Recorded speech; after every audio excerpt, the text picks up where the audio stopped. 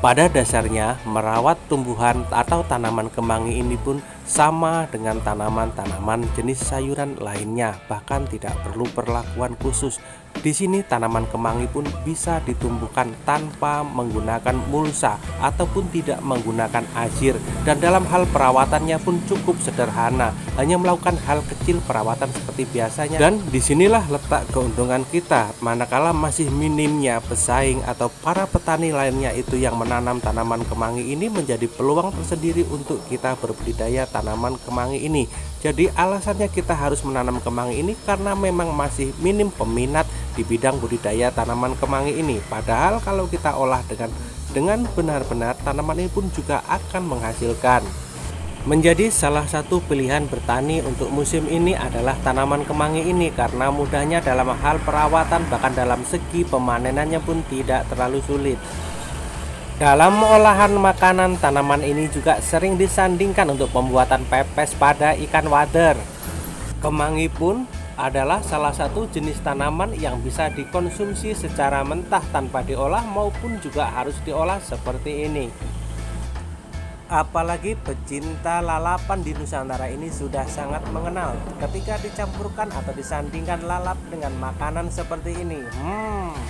Dan harga jual dari kemangi ini yang tergolong sangat murah sekali, tentu saja sangat terjangkau untuk ukuran kantong kita.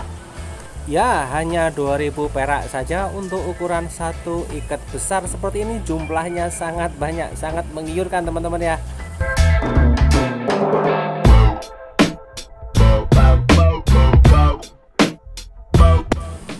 Salah satu hal yang tidak bisa dianggap remeh dalam hal budidaya tanaman kemangi ini adalah hal segi perawatan. Teman-teman harus perhatikan ini tumbuhnya calon bunga.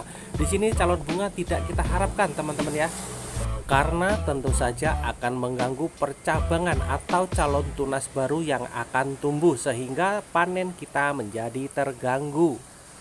Caranya adalah teman-teman harus rajin membuang bunga pada tanaman kemangi tersebut. Dan hanya cukup menggunakan alat sebuah gunting saja, sangat mudah sekali dilakukan. Tak kalah pentingnya adalah hama dan penyakit pada tanaman ini. Penyakit dan hama pun bisa diobati dengan pestisida. Yang kerap menyerang tanaman ini adalah penyakit fusarium atau layu tiba-tiba, tetapi hal itu masih bisa diatasi dengan penggunaan pestisida. Tidak sampai 30 hari atau menjelang 3 minggu dari pindah tanam, teman-teman sudah mulai bisa panen-panen perdana seperti ini.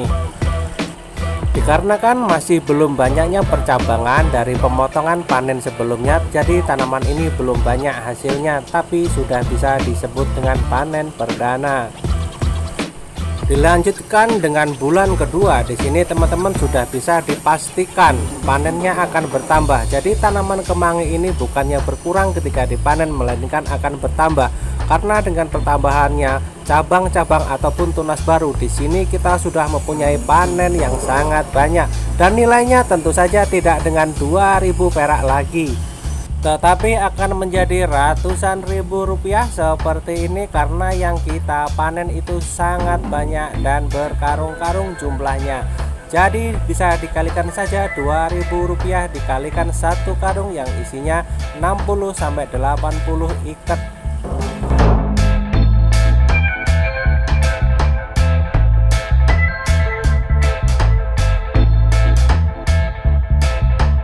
Dan untuk segi pemasaran, teman-teman bisa bekerja sama dengan para pengepul yang berada di pasar tradisional tempat teman-teman berada, ataupun dengan rumah makan yang juga berada di sekitar tempat teman-teman, juga untuk tempat pecel lele. Jadi banyak sekali tempat pemasaran kita, juga di warung-warung biasa, warung-warung sayuran ataupun tukang keliling sayuran.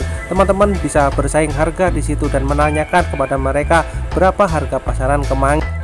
Sekaligus teman-teman nanti juga bisa melakukan survei di lapangan. Artinya teman-teman langsung ke lapangan bertemu dengan para petani, seberapa banyak kompetitor atau pesaing ataupun petani yang sama-sama bergerak di bidang ini.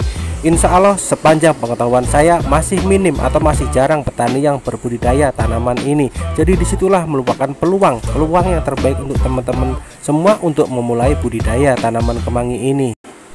Dan pastikan dalam setiap ikhtiar usaha yang kita lakukan, kita harus senantiasa berdoa dan pasrah memohon kepada Yang Kuasa supaya diberikan kelancaran dalam setiap usaha yang kita lakukan. Semoga bisa memberikan inspirasi kepada teman-temanku semua di sana. Saya akhiri. Assalamualaikum warahmatullahi wabarakatuh.